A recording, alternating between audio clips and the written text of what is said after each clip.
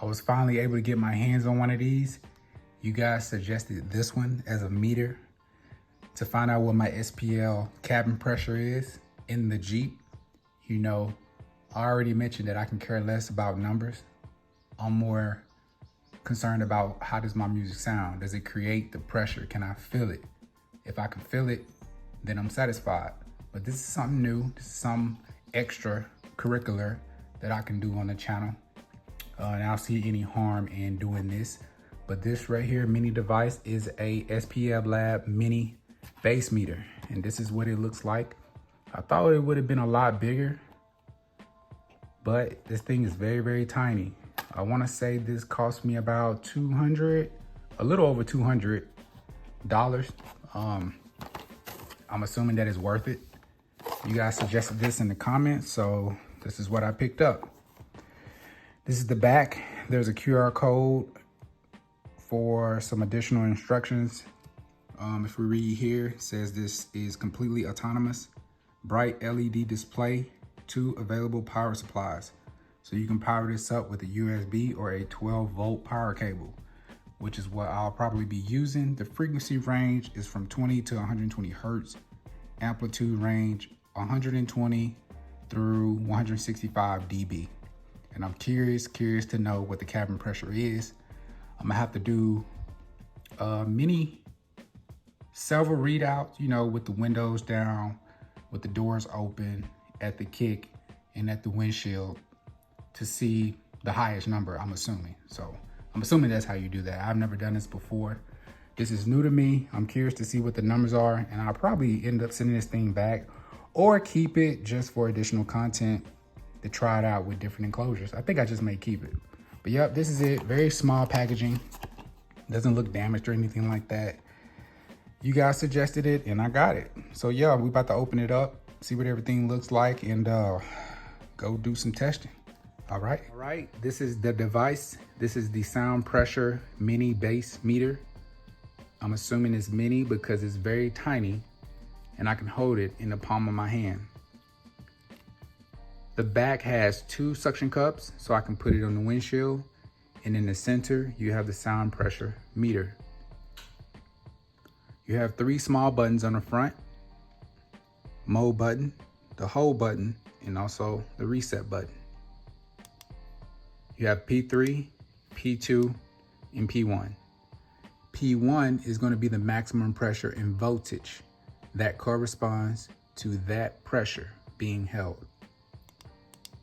P2 is going to be the maximum pressure and maximum voltage at that time.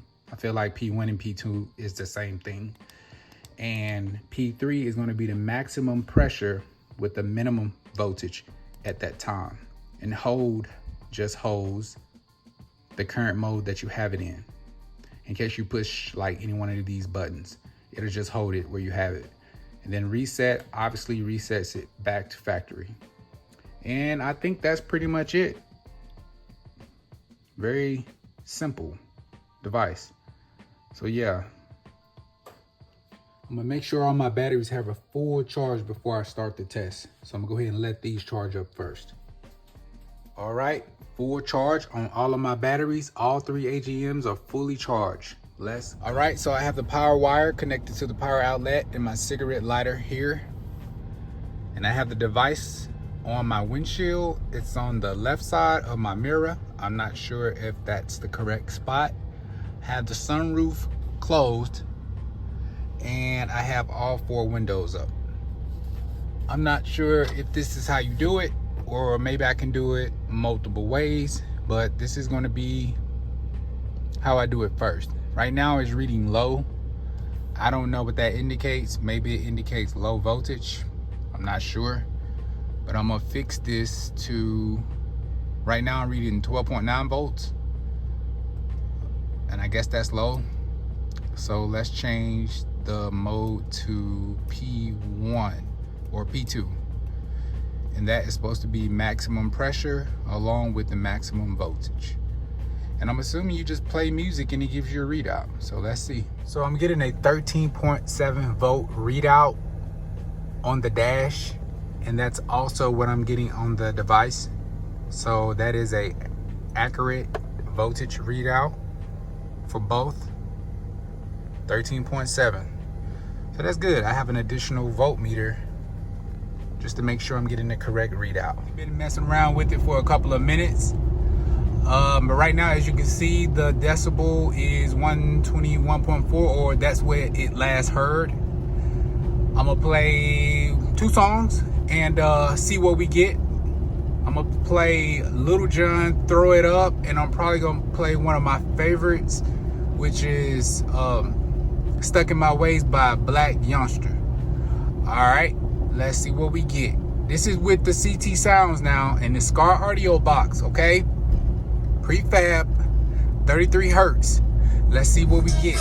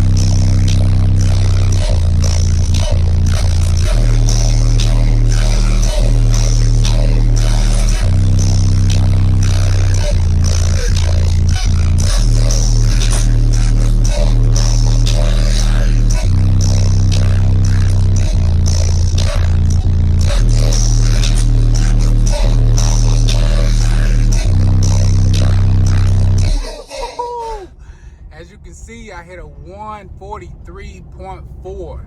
You hear me? On that first song. I'm gonna reset it, and then we're gonna see what the second readout is for the Stuck in My Ways song by Black Youngster.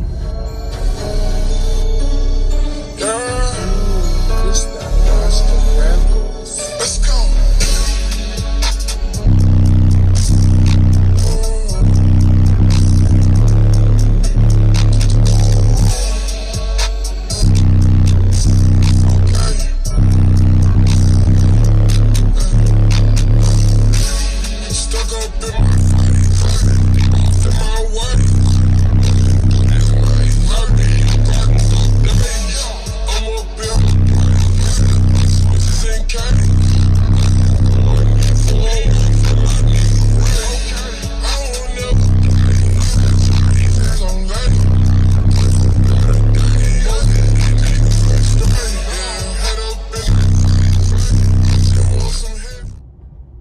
Alright gents, as you can see, I hit a 142.6 with this song, and it seems pretty consistent with the last readout, which was a 143.4, I think. So this box right here is getting a 1.4 basically, and I think that's the highest it's gonna go. So yep, it's pretty loud, pretty deep to me. I like this. I can imagine anything more. Maybe with the American bases, I'll probably get a better readout, and I'm dying to get those in. I have a new prefab on the way. I was gonna go custom. I still am, another custom box, but I'm gonna try the prefabs out first, because you may get what you're looking for out of prefabs. I do get it with this Skar audio box, but I think it's a little on the small side for the American bases. It actually is. But yeah, gents, hitting the 143.4 142.4, I think, on the last song, and a 142.6 with the second song. And I'm gonna play a few more songs just to see what the readouts are, if I can get anything higher. So yep, this is it. I like this device. I like the readout. I don't know my voltage. I have to click the button to see the actual voltage that I got that readout at. Actually, let me see if I can push it here. I'm driving, so. Okay, so the voltage was a 14.1. Okay, 14.1. All right, see you guys in the next one. Thanks for tuning in. Like, comment, subscribe.